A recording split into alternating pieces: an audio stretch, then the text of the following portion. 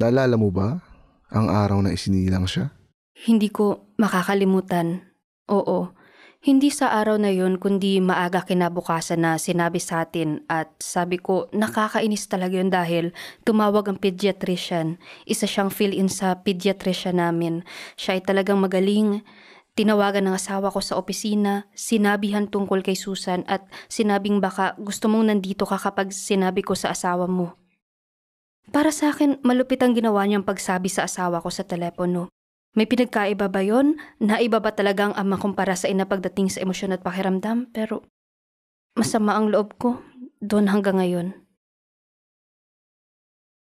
Nasa St. Mary's Hospital ako. At nang dalhin nila sa akin si Anne, at sinabing hindi ko siya pwedeng padedihin, pero hindi nila sinabi kung bakit at may mga hinala ako na baka may problema sa kanya. Tapos pumunta ang pediatrician. Tingin ko 3 beses sa isang araw at umupo at kinausap ako tapos tumayo ulit at lumabas. Tapos babalik at kakausapin ako tapos aalis. Pero wala talaga siyang sinabing kahit ano. Sa wakas, tinawagan ako ng obstetrician at sinabi, kinausap ka na ba ng pediatrician tungkol kay Anne? At sabi ko hindi pa. Kaya sinabi niya sa akin.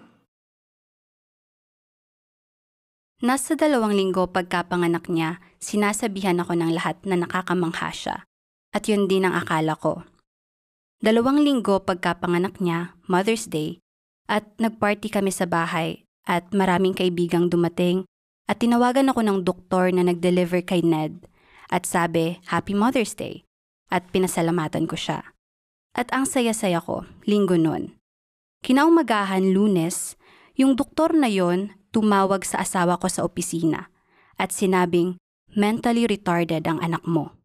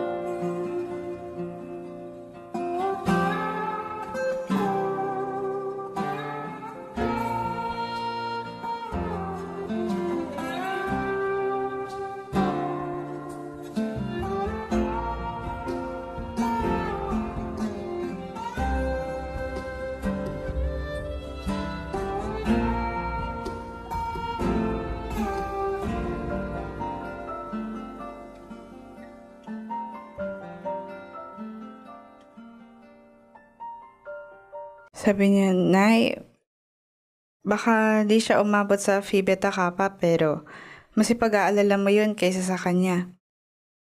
At ganun lang ang sinabi niya na pinakamalapit sa parang diagnosis. Sa lahat ng doktor na to, may 6 kaming pinuntahan para patignan si Ned at nagbigay sila ng opinyon sa akin sa tawag. Hindi ako kilala ng mga taong to o kahit ang asawa ko at ang alam lang nila sa amin ay nakita nila ang sanggol na to. At sabi ng isang doktor sa akin, mabagsik, sabi niya, kargahin mo ang batang to, iuwi mo at alagaan mo, anak mo yan at ginusto ng Diyos na maging anak mo siya at paraan to ng Diyos, basta ganun. At may isa pa sa araw ding yon, tinawagan ako at sinabi, huwag mo nang iuwi ang bata kundi hiwalayan ka ng asawa mo. Ilagay mo na agad ang anak mo sa state institution at huwag mo nang balikan para makita ulit.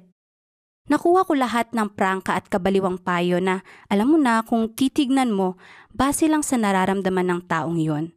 Pero hindi magandang payo kay Ned o sa akin o sa kahit sino. Pangkaraniwan ba sa mga doktor na irekomendang ipamigay ang bata? Oo, at sabihin sa mga kaibigan mong patay na.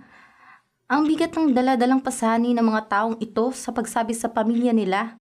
At sa lahat na patay na ang bata tapos bilang binata na. Alam mo ba yun? Paano nagagawa ng doktor na sabihin yung sinabi sa amin? Paano nakayang sabihin ng doktor? Ipamigay mo na at kalimutan mo na lang. Hindi to bagay, hindi to dapat sinasabi ng tao. Pero oo, tinatago. Isa itong bagay na ikinahihiya ng mga tao. Sa tingin nila, magbibigay ito ng parang dungis sa pangalan ng pamilya, na ipinapakita nitong may problema sa pamilya dahil mayroon silang matatawag na baliw sa pamilya. Marami ang ayos silang palabasin at tinatago sila. Sinasabi nilang imbes na 3, 2 lang ang anak nila. Hindi to madali Ngayon, hindi madali. Tapos kapag may napakaliit, kung meron man natulong sa kung saan maliban kung may kakilala kang ibang pamilya na may special needs child, pakiramdam mo, mag-isa ka lang.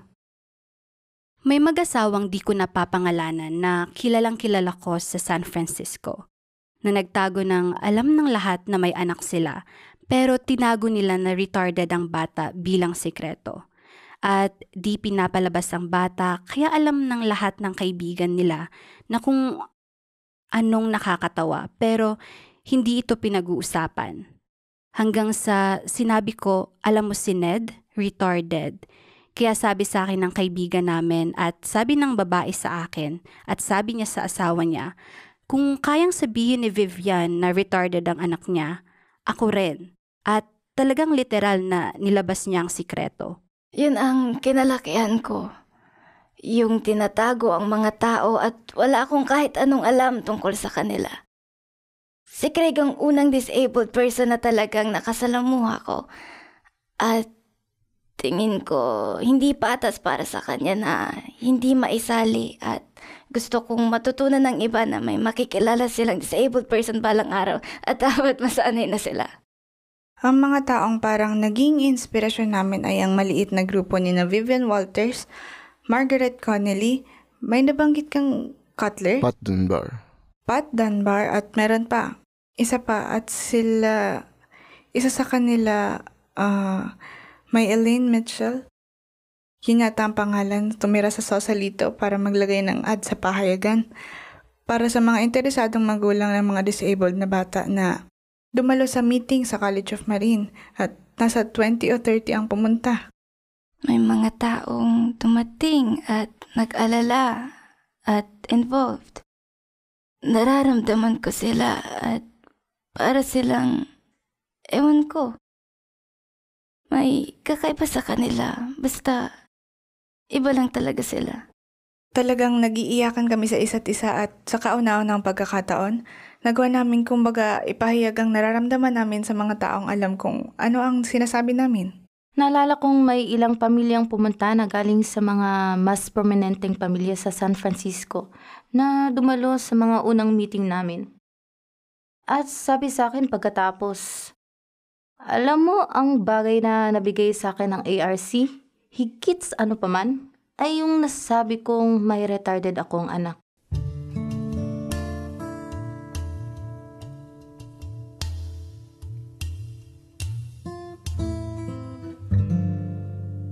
Para sa isang magulang na retarded na bata, mayroon lang, may dalawang opsyon lang. Una, huwag palabasin ng bayang bata at talagaan mo siya hanggat kaya mo. O pangalawa, dalhin mo siya sa institusyon. Walang ibang pagpipilian at kung usapang praktikal lang, ibig sabihin dapat dalhin mo sa institusyon ng anak mo. Para makapasok ka sa Sonoma State Hospital, noong unang mga araw, para kang papasok sa, ma-admit ka sa kulungan, makukumit ka at ibig sabihin may legal na hakbang sa batas na may abogado at may hukom na papalo sa gabel at sasabihin, oo, kwalipikado ka sa Sonoma State Hospital at mula ngayon, nakakumit ka na sa ilalim ng mga batas ng estado ng California sa panghabang panahon, maliban kung gagaling ka. Walang gamot sa mental retardation? Tama. Pero nagkaroon ako ng unang impression nung nagkaklase ako sa San Francisco State at may nakilala akong babae ang sabi, gusto mo bang makita ang ilan sa mga ward? At imbis na mag-lunch, pumunta kami sa 2 lugar. May isang cottage na puro batang babae, karamihan mga batang may Down syndrome. At ang anak ko, si Barbara, ay walang Down syndrome. Pero nasa bahay, pinapatulog ng napapalibutan ng mga doll at stuffed animal at binabasahan ng daddy niya. Tapos, itong mga batang to, nung pumasok ako, nagsiumpukan lang sa paligid ko at gusto akong yakapin, hawakan at sabi sa akin, Mama, Mama, Mama. At parang nasa 59 yata yun nang pumapasok pa ako sa San Francisco State na talagang sabi ko, itinatak ko sa isip ko, hindi yun mangyayari sa anak ko. Naalala kong umupo ako sa Sonoma at may parang maliit na dining area o lugar kung saan pwedeng bumili ang mga pasyente ng candy bar o kumuha ng coke o parang ganon. Para siyang maliit na restaurant at may mga mesa at nakaupo ako kasama ng ilang staff. Ini-interview ko sila sa isa sa mga mesa. At may isa sa mga pasyente na pumunta para sa candy bar o parang ganon tapos biglang bumagsak sa sahig at may malalang malseizure tapos naglapitan yung ibang pasyente sa kanya at parang sinusubukan siyang i-comfort. Tapos yung staff na katabi kong nakaupo sa mesang to, kinakausap pa rin ako at parang walang pakialam sa kung anong nangyayari. Kaya sabi ko, alam nyo, ba't di muna tayo huminto para matingnan nyo? At sabi sa akin, pinapakita lang daw nun kung gaano ako ka-ignorante na madalas magka-seizure ang mga pasyenteng to, napaka-normal at walang masamang mangyayari sa kanila at tatagal lang yun ng parang kalahating minuto tapos na at may lalapit na doon para siguruhin hindi masyadong naalog ng taong yun ang ulo niya o kung anuman kaya okay lang. At sabi ko, hindi yun okay. Alam mo, kung pasyente din ako at nakita kitang nakaupo rito, anong mensahe ang ibibigay nun sa akin na kapag nagkaproblema ako, hindi ka kikilos? Pribado ang mga state institutional system tulad ng mga kulungan, kaya pwedeng magkaroon ng pang-aabuso kung walang nakakakita. At nakakita na ako niyan. At kung ano pa sa ibang estado bilang consultant at ito o nakakakilabot lalo na kapag nangyayari sa alam mo sa pinakamayamang bansa sa buong mundo o tapos gumagawa ka ng hindi desente. Electric shock therapy kung minsan ginagamit pang kontrol ng pag-uugali. Ang mga time-out room na akala mo ang gandang pakinggan pero ibig sabihin hubaran ka at tatalian kapag hindi ka umayos sa gurney at ilalagay sa nakakandadong kwarto hanggang sa umayos ka. Alam mo yun, ilang taon pa lang mula early 60s at late 50s, binobomba pa rin ng tubig ang mga tao bilang pangkontrol ng ugali. Inilalagay sila sa mainit at malamig na sheet para mapatulog bilang kontrol sa ugali. Nagsasagawa pa rin tayo ng frontal lobe lobotomy noong early 60s sa California. Mga nakakilabot na bagay na galing sa One Flew Over the Cuckoo's Nest. Kaya hindi magandang lugar ang mga to. Hindi makataong lugar para tirhan. Tinatanggalan ng mga tao ng kanilang dignidad at pinapailalim sa ilang malulupit na kaparusahan. Isinilang si Ned sa Los Angeles. Bumalik ako sa San Francisco sa sumunod na taon at sumali ako sa San Francisco ARC. At nagtrabaho doon. At sa pambihirang dahilan na pagpasyahan kong gusto kong maging chairman ng hospital committee. Wala kaming hospital committee kaya gumawa kami nito, Woman Hospital Committee, at doon ako nagsimula, pumunta sa pinakalokal na ospital sa estado ng San Francisco at iyon ang Sonoma State Hospital. Kung saan kinulong ako ng superintendent, ang pangalan niya ay Nelson. Sabi sa akin ni Dr. Nelson sa unang meeting namin, Mrs. Walter, ikakatuwa mong malaman na sa sobrang linis ng mga sahig namin, pwede nang kumain ng mga pasyente sa sahig. At sabi ko, yun ang ayaw natin, Dr. Nelson. Gusto natin nakaupo sila sa mesa at upuan at kumakain gamit ang tinidor, kutsara, kutsilyo kung pwede. Oh, sabi niya. Kaya nagsimula kami doon. May paraan para makarating mula sa gusto mo sa kung nasan ka ngayon at sa gusto mong puntahan kung hindi ka susunod sa rules at gagamitin ang imahinasyon mo. Pinag-usapan namin yan sa maraming paraan. Una, isa ang pagbatikos sa lipunan sa pagtrato sa tao ng mas masahol pa sa hayop. Isang paraan yon at ginagawa yon sa iba't ibang antas. Pinapahiya mo ang gobernador at tinutuya ang sarili mong lehislador at pinapahiya ang mga opisyal mo.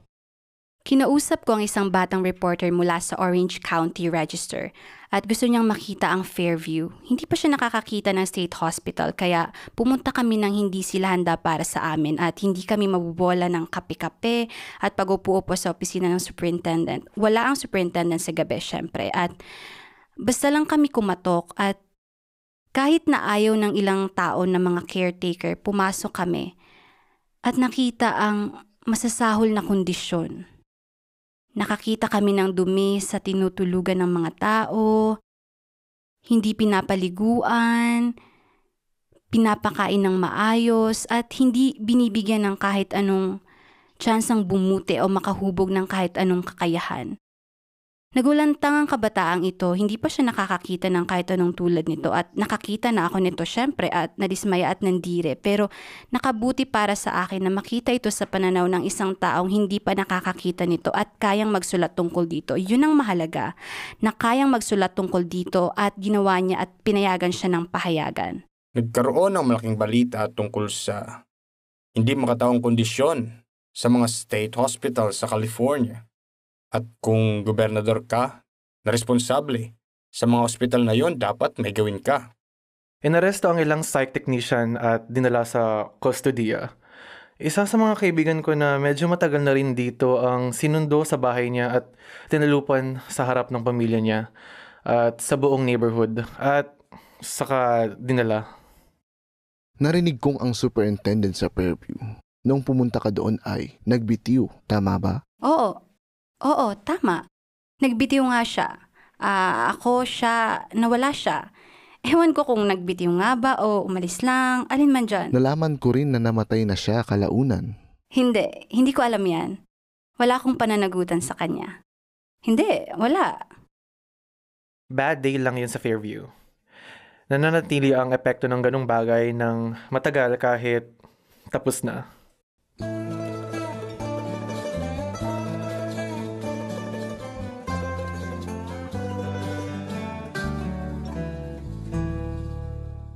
Sa panahon ng kampanya ni John Kennedy, nagkaroon ako ng ugnayan sa nanay niya.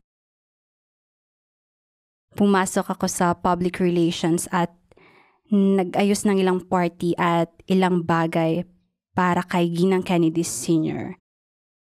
At ayaw niyang sabihin na may retarded siyang anak. Kinausap ko siya rito ng pribado at tingin ko hindi niya nagustuhan pero hindi niya binanggit at kalaunan ng mahalal na siya, inilahad nila ang katotohanan si Rosemary. Isa sa mga anak nila ay may mental retardation. Hindi ko alam kung gusto ng nanay ko na sabihin kong mahirap ito pero hindi siya masaya na mayroong disabled person sa pamilya namin. Pero nang malaman niya, nakakahiya ito. Hindi ko dapat ito sinasabi pero sa tingin ko, ito ang totoo. Na may ibang tao, alam mo na may disabled people at kasama dyan ang mga Kennedys.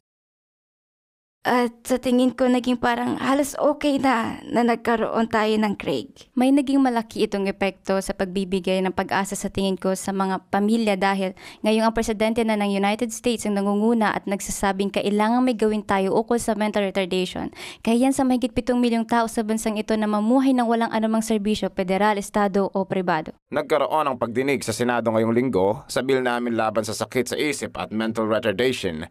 Halos lahat ng pamilyang Amerikano ay makakaranas o nakakaranas ng kaso ng mental affliction at kailangan nating mag-alok ng higit pa sa crowded na custodial care sa ating mga institusyon.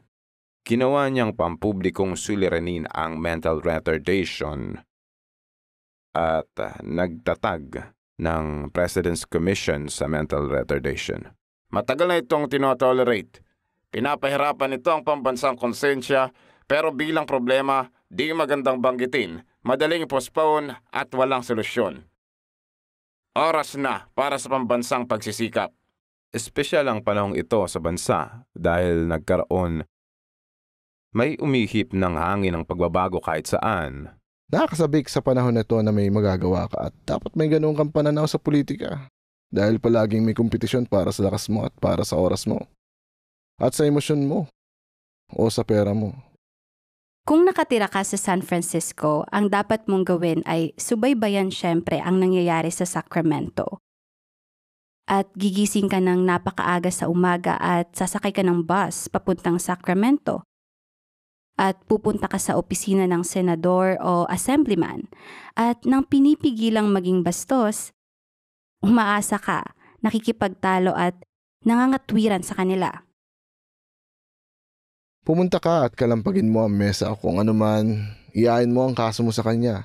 Kilala ko si Jesse Unruh sa politika at sisiguraduhin ko na alam ni Jess na interesado ako dito. Bilang speaker noon si Jess Unruh ang dahilan kung bakit naitatag ang committee ito, ang subcommittee sa mental health kasama si Waldy Lanterman at Petrus. Si Jess ay isang taong may malalim na pagtingin sa political science issues at talagang gusto niya ang legislatibo at ehekutibong sanghay ng gobyerno.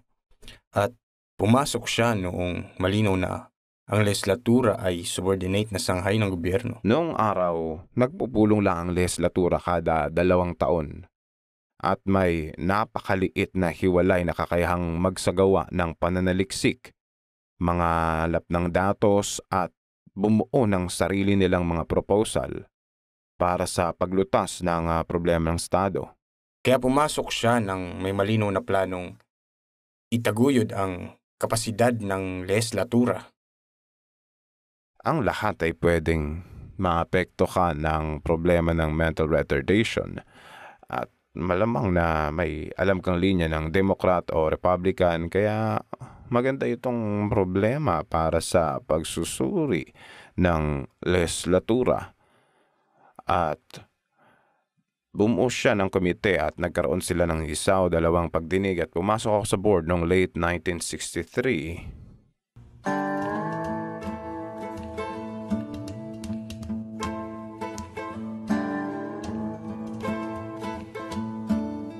Hindi ako ganun natuwa sa unang meeting namin. Naalala ko nung unang meeting kasama si Waldy, pumasok ako at sinabi niya, "Oh, ikaw yung kinuha ni Unruh." Hindi ako kinonsulta kung dapat siyang i-hire.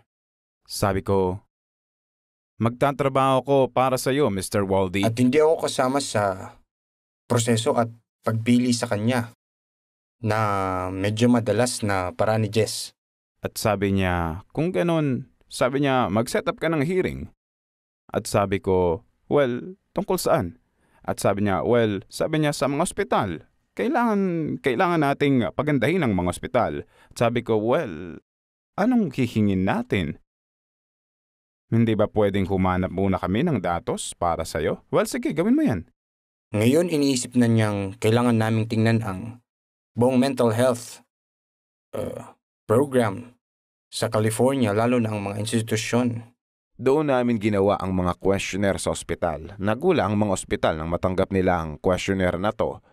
Mula sa committee, ang daming tinatanong at lahat ng klase ng issue at ako ang direktor ng departamento noon. Pumunta siya sa opisina ko at may dalang kopya ng questionnaire na to at sabi niya, seryoso ka ba? Hindi natin kaya to at sabi ko, ba't hindi? Sabi niya, well, alam mo naman, di ba? Busy ang staff natin. Ibig kong sabihin, marami itong kakaining oras at sabi ko, kailangan malaman ng committee. At ang committee ang syempre subcommittee ng Ways at Means at ang Ways at Means ang kumokontrol sa budget kaya malakas ito. At sabi niya, okay sige, kung gusto mo, kailangan mo talaga to. Sabi ko, kailangan talaga natin kaya umalis na siya. At nagsimula akong makatanggap ng package mula sa bawat ospital. Alam ko, lahat ng panuntunan at regulasyon at lahat ng piraso ng papel na nahanap nila, gabundok ang nakuha kong papel mula sa mga ospital. 6 na talampakan katas na bundok at napagtanto ko na baka naisip nila na sige, ipapakita natin, lulunurin natin siya ng mga papeles na to. Kaya inupuan ko, binasa ko lahat, binasa ko bawat piraso ng papel. At pagdating ng lahat ng impormasyon na to, pinilian ni Art at ng staff niya at tapos ipresenta sa amin. Tapos pupunta kami sa partikular na institusyon at magdadaos ng pagdinig on-site sa institusyon. Nagsaliksik kami. Marami kaming alam sa operasyon nila. Ang gaganda ng tanong namin. Nakita na hindi ang State Department of Mental Health ang nagpapatakbo sa mga ospital na yon. Napakaliit ng impluensya nila. Mga sarili silang fiefdom at may sari-sariling paraan sa paggawa ng bagay kaya depende sa ospital na mapupuntahan mo. Pwedeng meron o walang serbisyo ng edukasyon, meron o walang dysentery. Kaya tingin ko makabulo ka ng pagdinig na yon at may testimonya din ng mga magulang na nagsabing gusto nila ng alternatibong sistema.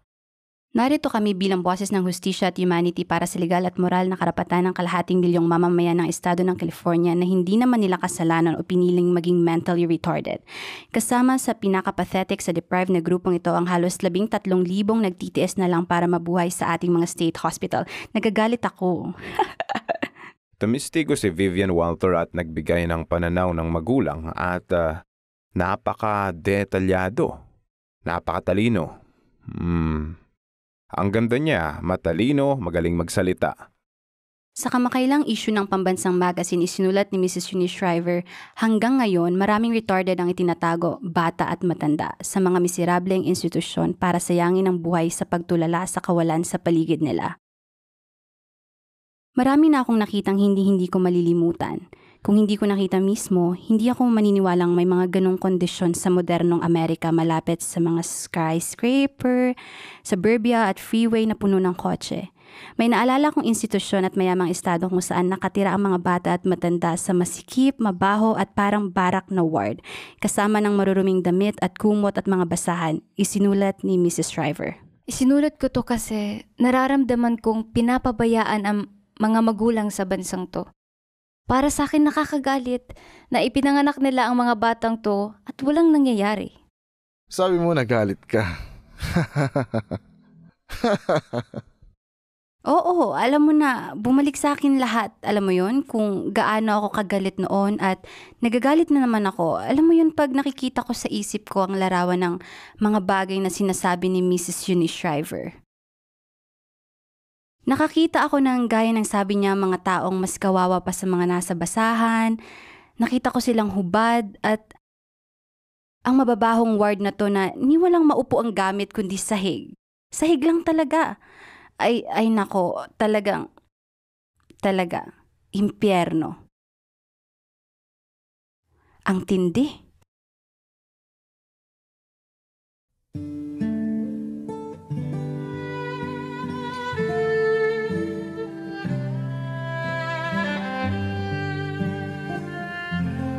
Inisyal na binuo ang komite para ayusin ang problema sa state hospital.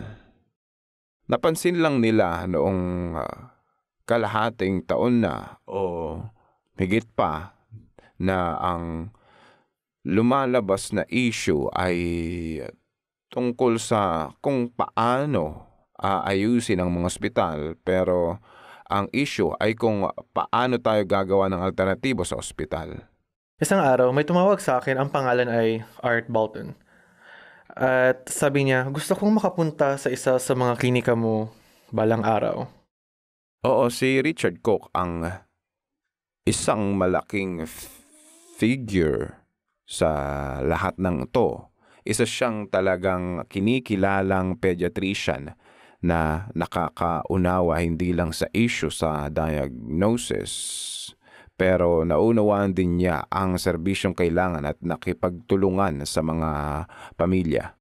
Kumusta ka, Doktor? Hi, Jack. Kumusta? Okay naman. Anong ginagawa dito sa klinika? Ginagamit ang klinika para pag-aralan ang mentally retarded children at pamilya nila ng ilang taon. Interesado kaming malaman ang epekto ng pagsama ng anak sa pamilya para ma-educate ang ibang doktor at estudyante ng medisina sa hinaharap.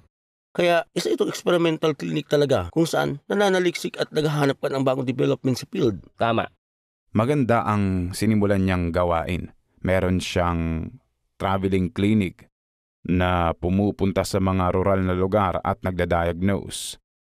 At doktor, pwede mo ba kaming bigyan ng maikling ebalwasyon sa anumang natiyak mo sa pagsusuri kay Mary ngayon? Hindi matagumpay ang pagsusuri ngayon kay Mary pero pagod siya at irritable at alam ko mula sa dati niyang performance na talagang kabilang siya sa moderately retarded na grupo ng mga bata. Pwede mo bang i-interpret ang ibig sabihin nito at kung paano ang ginagawa mo sa mga buwan ng development? Sige, ibig sabihin nito, kaya niyang alagaan ang sarili niya at kakayanin niyang gumawa ng simpleng trabaho sa hinaharap. Tingin ko ang pinakamahalaga ay nasiguro natin sa mga magulang na hindi gagambalain ni Mary ang buong sangbayan at tutugon siya sa kanila gaya sa kung paano sila tumutugon sa kanya. Talagang natuwa si Art na handa kaming umalis sa Children's Hospital at bumiyahe ng 75 miles at tingnan ang mga pasyente at social worker at ang public health nurse sa mga tao namin pumunta noong nakaraang araw. Nakita sila, binigyan ng orientasyon sa kung anong mangyayari, tapos sa sumunod na araw, tinasa namin ang mga bata at talagang sinuri ng psychologist ang bata. At kami ang magbibigay ng serbisyo. Pero napagtanto ko agad nung andito na kami sa trabaho, maayos at nakabuti naman sa amin ang paglalaan ng oras at energy na to. Pero kung hindi magagawa ng pamilya ang layunin namin para sa kanila, sayang lang to. Ang kailangan ay makagawa ng sistema, multidisciplinary na alam mong kinabibilangan ng lahat ng psikolohikal na serbisyo, edukasyonal na serbisyo, at iba pa na talagang kailangan. Kailangan mo ng access sa lahat na yan. At dapat maihatid mo yan sa paraang abot kaya. Kaya yun, ito ang alam mo na, yun ang alternatibong sistema na kailangang gawin.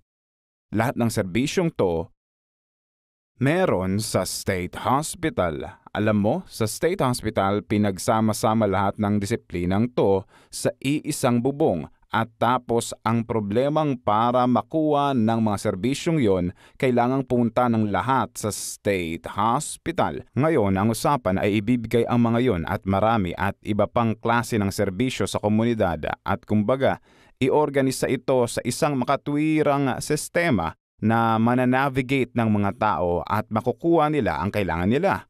Ang talagang naramdaman ni Art Bolton ay yung critical na kahalagahan ng aktwal na pagpapatupad ng plano na binuo at iyo ang konseptong binuo para sa mga regional center.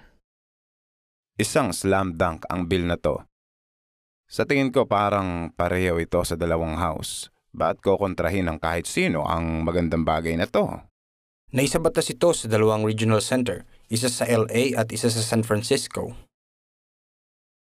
Ang konseptong ito na may lugar na mapupuntahan ang pamilya pag may ganito silang problema. Para malaman kung may ibang opsyon bukod sa institusyonalisasyon o pananatili sa bahay na available para sa anak nila. Isang taon na itong tinatrabaho, may isang taong kontrata ako at patapos na ang taon at nagawa na namin ang lahat ng plinanong gawin.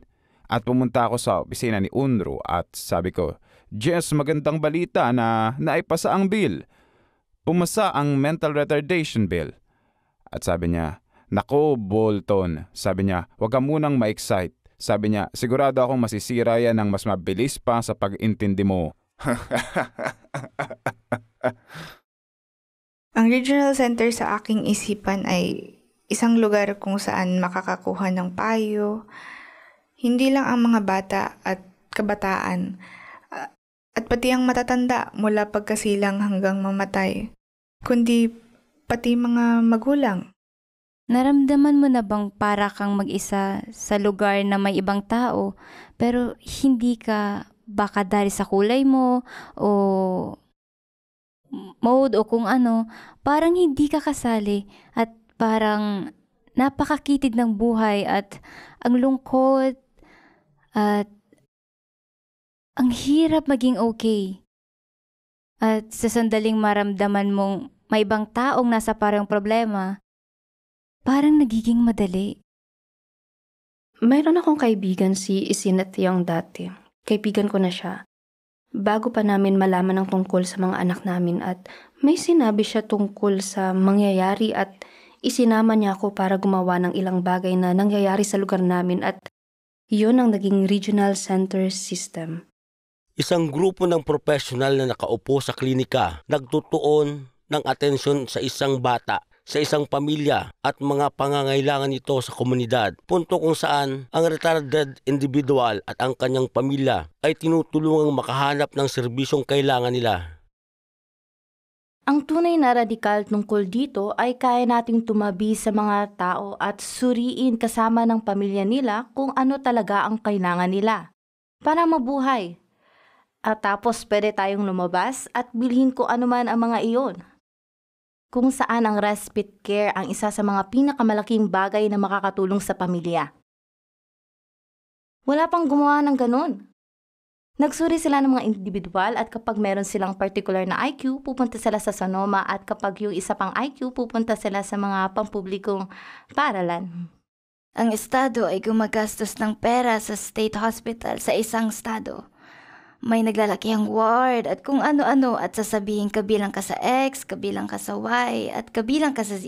Iminumungkahi namin, iminungkahi at ginawa. Nakunin ang perang yon at sabi natin sasama ang pera sa tao, di ba? Ang pera ay inilagay namin sa maliit na bundle at itinali sa leeg ng tao. Ayun ang sabi namin nung una. Yun ang, at ayun nga, sasama ang pera sa tao imbes na mapunta sa ospital. Tapos ang tao magbabayad ng rehab o edukasyon, bibili ng kung anong net na kailangan niya.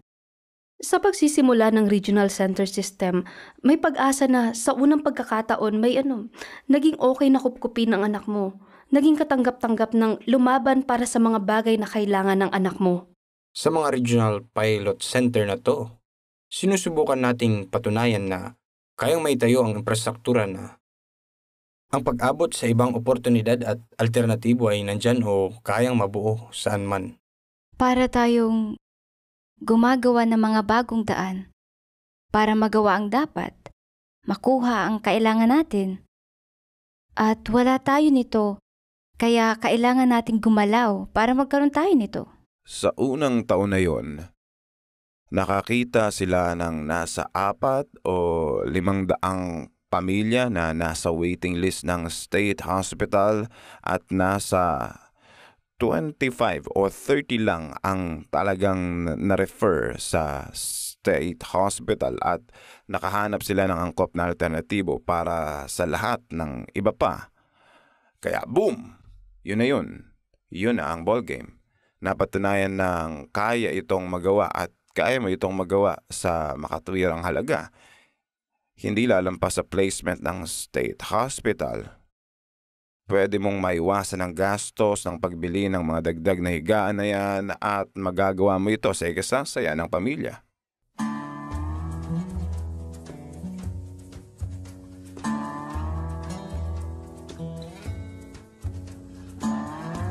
Mahirap maging kaaway sa bagay na ito sa totoo lang. Ibig kong sabihin, oo, hindi. Hindi mo masabing walang silbi ang mga batang may kapansanan. Batang may kapansanan, pero tahimik kong machichismis sa iba na hindi ko alam kung bakit gastos tayo ng gastos ng pera dito. Alam mo yun, sa mga to. At marami sa kanila, oo, syempre. Gusto ng gobernador na magkaroon ng malaking bawas sa buwis. Para magawa yun, bukod sa iba pa, nagmungkay siya ng 10% across the board na budget cut para sa lahat ng departamento. Sa tingin ko ang budget ng estado ay maraming taba. At sa tingin ko kailangan itong bawasan hanggang sa sumakto sa kita natin. Mas mabuti pang bawasan ng bawasan kapag may anumang taba. Gaano mang kababa tayo madala nito. Hindi natuwa ang gobernador dito sa nangyayaring bagong sistema na to at nakikita niya nakalaunan na batay sa viewpoint ng Department of Finance. Gagastos ito ng milyon-milyon at milyong dolyar. Ang layunin ay maalis ang taba, alisin ang surplus at ang di kailangan, at subukang gamitin ang pera sa mas epektibong paraan. Sa usapang cutback o iminumungkahing cutback sa mental health at para sa mga taong may mental retardation, hindi magandang cut ang mga yun.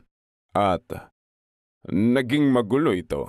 Ayaw nila sa amin sa Sacramento. Mga lagim kami. Pag dumarating kami, sasabihin nila, Diyos ko, yan na naman siya. Nag-aalala sila sa mga anak nila at pinapanood ng mabuti ang mga programa. At napakasensitibo nila sa programa. Well, karaniwan kung mayroon ka nga namang retired child o kung anuman, napaka-intense nila. Mas mahirap pa na padalhan o sabihan sila sa mga programang pagpapabuti para sa amin. May guro na talagang ang laki ng naitulong at napakabait at talagang nire-respeto ko at pinapahalagahan. Ang pangalan niya ay Gunnar Debwad. Pumupunta si Gunnar sa California at sabi niya sa akin may kaibigan daw siya si Bank Mikkelsen, isang Scandinavian na bumibisita kasama niya. Isang napakatalino at parang propesor na sikat sa buong mundo. At sabi ni Gunnar, pwede mo ba kaming dalhin sa Sonoma? At sabi ko, oo. Kaya dinala ko sila sa Sonoma. Nagwala si Bank Mikkelsen. Para sa isang tagalabas o isang taong mula sa Scandinavian na bansa, kung saan maliliit ang pasilidad, palaging individual care, ang ganitong mass regime ay siyempre nakakainis. Bumubuti na ang sitwasyon sa California. May tradisyon na ng pagkakaroon ng malaking ospital na maraming pasyente. Pero sa Denmark pala, mayroon silang parang maliit na cottage na pasilidad na malapit sa komunidad. Papunta na tayo sa ganong direksyon. Naniniwala kaming ang mentally retarded gaya sa mentally ill ay dapat gamutin malapit sa sarili nilang tahanan hanggat maaari. Kapag pinupuna ng mga tao ang sistema, mga pangit lang nakikita nila. Hindi nila nakikita yung magaganda, yung mga napauwi na namin, yung mga napauwi at kaya nang sumabay sa lipunan, yung mga nakapagtrabaho at naghihiwalay na ng mga nut at bolt o nakapunta na sa Disneyland. Medyo nagagalit na ako. Pero ang dali kasing pumuna at hindi patas na pumuna. Nakakita kami ng mga residenteng hubad, yung iba gusgusin. Nakakita kami ng mga toilet na walang upuan. Papunta na to sa pinakamaliliit na bagay. Nag-aalala sila na baka kinukuha at sinisira ng mga pasyente ang mga kahoy ng upuan at ginagamit na armas. Talaga ba? Oo, pwede lang gamitin ang pasilidad kahit walang kahoy na upuan. Lagi nating pinag-uusapan sa bansang to ang Holocaust. At hindi makapaniwalang hindi alam ng mga Germans kung anong nangyayari. At marami silang masamang komento sa mga German. Pero dito sa mga sarili nating institusyon, bago pa si Hitler at kasabay ng mga taon Hitler, may mga kondisyon tayo na literal na parang sa Holocaust. Well, talagang nagulat si Bank Mikkelsen sa nakita niya at nauwi pa sa nagsagawa siya ng press conference pagkatapos ng pagbisita niya. Talagang hindi niya maintindihan. Hindi niya lubos maisip kung bakit tinatrato ang mga tao. At tama siya, alam mo. Mga tao na parang hayop. Sabi niya, estado ng California, kayo na napakayaman, dapat kayong mahiya. Dapat kayong mahiya sa mga sarili nyo. Sa Denmark, mas maayos pa ang pagtrato namin sa mga alaga namin. Hindi ako naniniwalang. Ibig sabihin, hindi naman sa katabi nila matulog at sinusubuan ng mga hayop. Buong buhay nila, pinapatay nilang mga to. Sa tingin ko, hindi yun ang sinasabi ng taong to na pag-aakusa sa administrasyong ito, kundi paghahambing sa pagkakaiba ng pagresolba ng problema sa California at sa United States kumpara sa bansa niya. At tapos may ilang reaksyon mula sa administrasyon, ilang pangit na komento ni Spencer Williams na noon ay Secretary of Health and Welfare. At may kinalaman sa ilan sa nakita ni Bank Mikkelsen at nakita ng study group na ito. Sa isang salita na ang daming babae dito at ang ilan sa kanila ay hubad at yung iba gumugulong na sa sarili nilang dumi. At iyon lang ang naging laman ng mga pahayagan at kaya nang tanungin si Spencer Williams para sa kaunting reaksyon doon. Sabi niya, ano ba ang maasahan nyo? Mayroon silang, alam mo na, IQ na halos katumbas ng alagang hayop. Ang paghalintulad sa alagang hayop ay masama na pero yung napakababang IQ na halos wala kang magawa na kayang gawin ng tao. Kaya talagang isinulat ni Bank Mikkelsen ang sinulat niya, ang daming na-publish na papel sa buong mundo tungkol sa napakapangit na kalagayan sa California na hindi ka nais-nais na ginawa niya yon pero malaki rin ang pasasalamat ko na ginawa niya yon. At talagang iginagalit yun ng gobernador. At naging medyo mahirap para sa ilang taong inakusahang nag-ayos ng pagbisita para galitin ang gobernador. Ang pangit ng mga bagay-bagay. Nagdaos siya ng espesyal na pagpupulong sa Camarillo State Hospital, parang wala na yata yun ngayon, para magbigay ng pagdinig sa aming lahat. Lahat kaming mga tagagawa ng perwisyo, ang mga reklamador, at may nakakatawang kwento na nauugnay dito. Pagdating nila doon, siya at ang mga tao niya, nakita nilang patay na ang damo sa labas ng state hospital. At siguro gusto nilang palabasing maganda ito, kaya pininturahan at inilagay ang berdeng bagay na yon. At pininturahan ang labas, ang damo. Yung damo sana, pininturahan nila ng berde. Nag-spray sila ng berde sa lahat at sabi ni David, kinalulugod kong makita kayo rito, gobernador, dahil napapansin niyong mas berde ang damo. Galit siya sa amin at may listahan siya ng mga tao at naaalala kong sinabi niya sa isa, "Aha, nakikilala ko ang pangalan mo mula sa mga pahayagan." Talagang nagbabanta siya. May background si Regan sa mga fantasy movie, pero hindi sa realidad ng komunidad at nakadepende ka sa tao sa komunidad para pakainin siya at nakadepende ito sa nagpapakain sa kanya kung nasaan siya. Konserbatibo siya sa budget pero interesado siya sa magagandang programa para sa estado at pagtulong sa mga tao na nangangailangan ng tulong. Gusto niyang ibaba ang budget. Hindi siyangin ito pero hindi siya takot na tumulong sa talagang nangangailangan. Magre-rekomenda kami at sasabihin niya, lohikal naman yan. Tingnan natin kung magawa natin at pagtutuunan niya ito at umalis kami sa pulong ng may paghanga. At masigla pero alam niyo, wala namang nangyari, kaya talagang dismayado kaming walang nangyari. Wala talagang nagbago.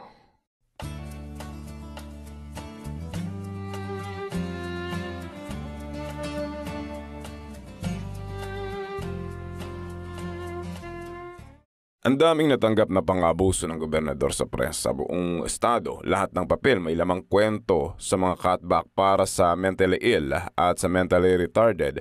May mga legislatibong pagdinig kung saan may mga taong may mental illness at mga taong may mental retardation, mga taong nasa wheelchair ang lalapit sa harap para sa advocate nila at mga pamilya at talagang sinitang mga cut.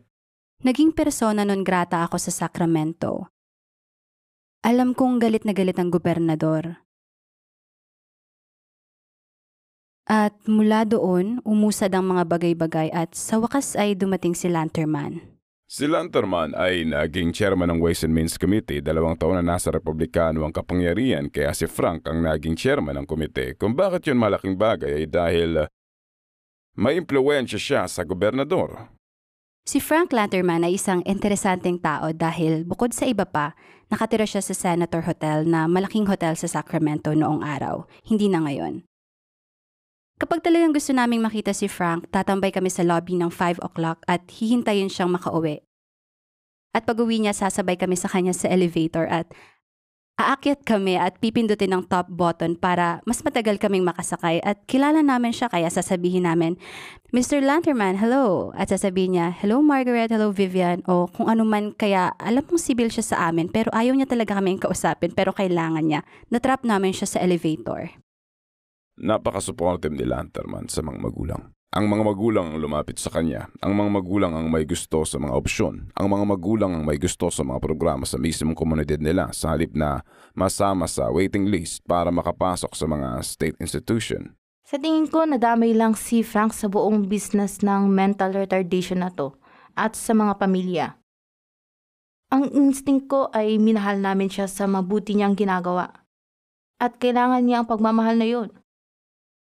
Naging napaka-personal na bagay nito sa kanya. Napaka-personal. Hindi niya masikmura ang mga cut na to. Sinabihan niya ang gobernador na kahibangan ito. Hindi niya ito pwedeng gawin at hindi mo makukuha ang support ako sa pagpasa ng budget na yan hanggang ibalik mo ang mga cut na to. Siya ang finance man ng gobernador sa legislatura. At hindi siya kukontrahin ng gobernador. Para makuha niya ang gusto niya. Kailangan niyang dalhin ang mga budget proposal ng gobernador at alalayan ito sa legislatura kaya nakipagtulungan si Regan kay Lanterman at ginamit yun ni Lanterman.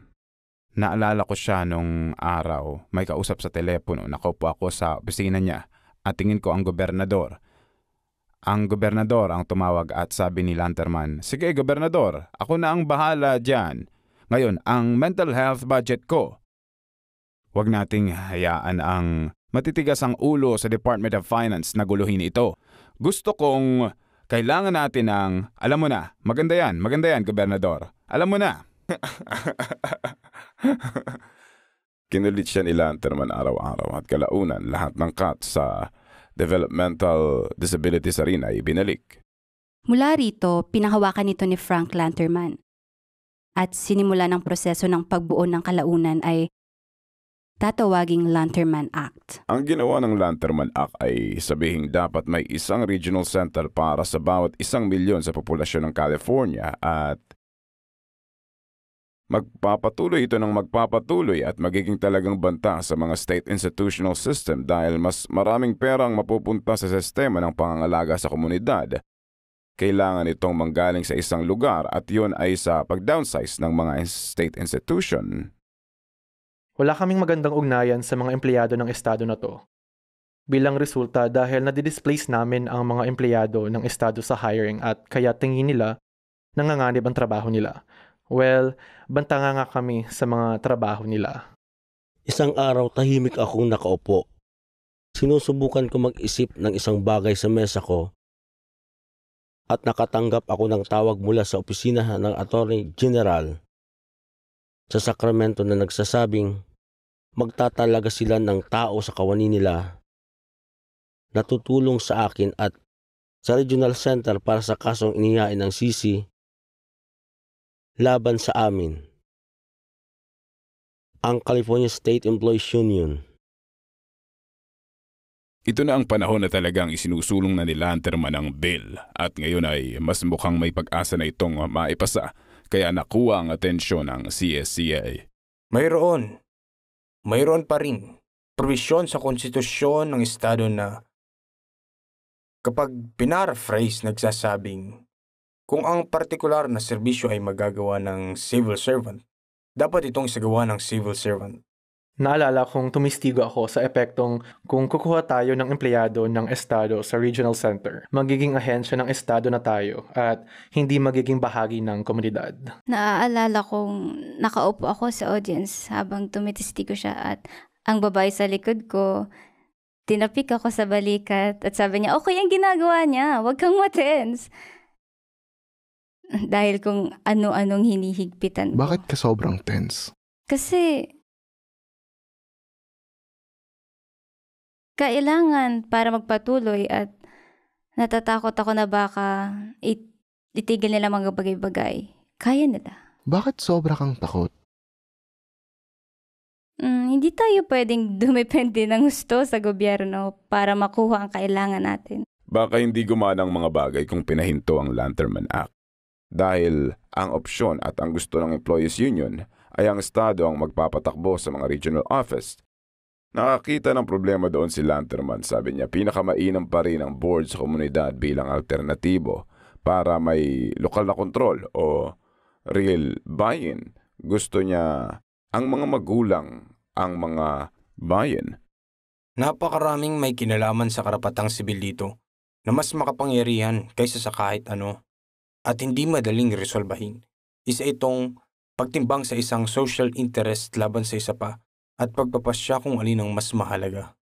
Naniniwala kong sapat na ang nasabi para ipakitang ang Voldy Bill ay hindi device para pahinain o sirain o takasan o pabagsakin ang pagka-epektibo ng sistema ng serbisyo sibil. Ang katotohanan ng may partikular na occupational skill na maibibigay ng serbisyo sibil ay hindi nangangahulugang makakamit ang function ng programa gamit ang serbisyo sibil. Para sa malapit na metaphor, hindi porket kaya mong bumili ng mga sangkap, ay patunay na kaya mong mag-bake ng pie. Tingin ko, nabunutan ng tinig ang mga nasa audience at may halatang pagkadismaya sa mga kinatawa ng union at mga abogado nila pero masaya kami. At masaya si Lanterman. Ibig kong sabihin, tangkapin na natin. Bahala na ang hukom sa gusto niya. Tapos maghanap siya ng legal na rason para dito. Ginagawa na yan araw-araw. Ganun talaga. Pwede kang magreklamo sa pasya ng hukom at sabihin, hindi yan ang batas. Pero ang totoong batas ay kung ano ang sabihin ng hukom. At sa kasong ito, tiningnan ni Abbott Goldberg ang probisyon ng konstitusyon at sinabing, kaya ito ng Estado. At iko-quote ko lang ang asawa ko, sabi niya, "Salamat, may nagawa ka ring tama."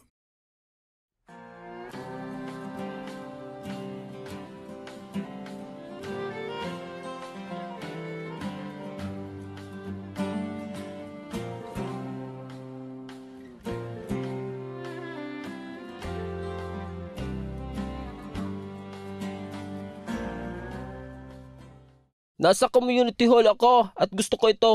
Sinasabi sa akin lahat, lumipat ka na para di ka ma-stuck. Ma-stuck ka. Ma-stuck ka. Hindi ako stuck.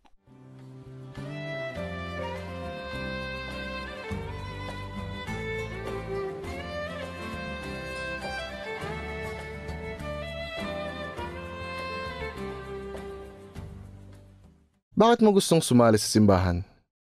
Dahil pamilya ito, hindi ito nadidiskrimina. Bakit yun mahalaga sa'yo?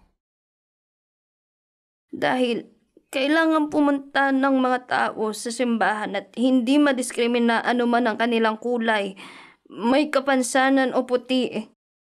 Lahat may karapatang makipag-usap sa Diyos.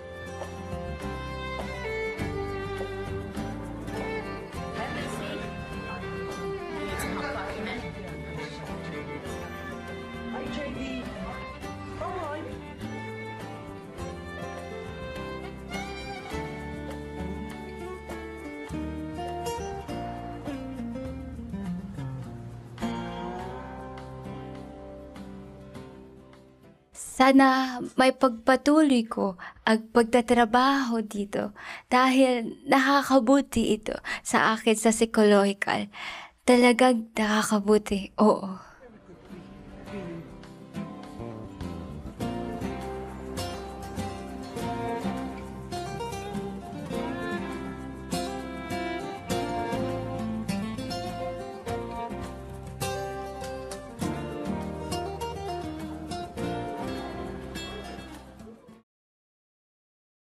Ito ang pinakamagandang lugar na mapupuntahan at mayroon tayong magandang lugar. Ito, hindi ko gugustuhin punta sa kahit saan kung magre-remodel at aalis ng ilang buwan. At ang lugar na ito, ang lugar na ito ay isa itong creativity.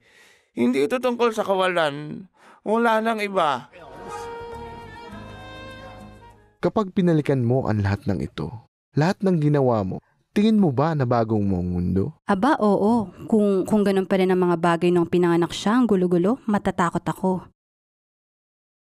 Pinagtrabahuan nilang ang regional center ay ituturing ang mga taong ito bilang tao. Dahil doon, nagiging tao ang mga magulang. Nagiging tao ang mas malaking komunidad. Lucy, anong tingin mo? Ano ang tingin mo sa ginagawa ng mga magulang mo? Anong tingin mo sa lahat ng to? Ginawa nila ang makakaya nila. Hindi sila ang pinaka-perpekto. Lahat tayo hindi perpekto. Lahat tayo may ups and downs.